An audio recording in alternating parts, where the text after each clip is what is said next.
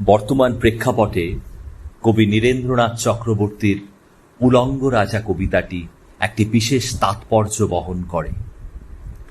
উলঙ্গ রাজা, সবাই দেখছে যে রাজা উলঙ্গ, তবুও সবাই হাততালি দিচ্ছে, সবাই চেঁচিয়ে বলছে সাবাস সাবাস।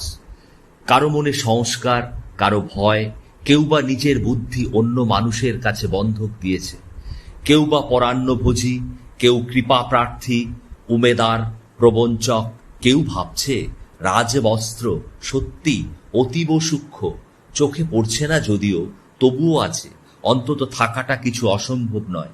গল্পটা সবাই জানে, কিন্তু সেই গল্পের ভিতরে শুধুই প্রশস্তি বাক্য উচ্চারক, কিছু আপাদমস্তক ভীতু ফন্দিবাজ অথবা নির্বোধ স্তাবক ছিল না।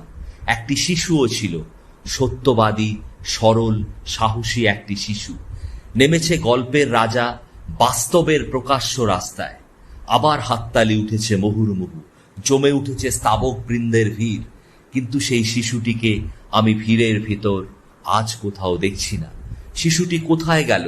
কেউ কি তাকে কোনো পাহাড়ের গোপন গুহায় লুকিয়ে রেখেছে, নাকি সে পাথর ঘাস মাটি নিয়ে খেলতে খেলতে ঘুমিয়ে পড়েছে কোনো দূর নির্জন নদীর ধারে, কিংবা কোনো প্রান্তরের গাছের ছায়ায়? যাও, তাকে যেমন করি হোক খুঁজে আনো। সে এসে একবার এই উলঙ্গ রাজার সামনে নির্ভয়ে দাঁড়াক। সে এসে একবার হাততালির ঊর্ধ্বে গলা তুলে জিজ্ঞাসা করুক, রাজা, তোর কাপড় কোথায়?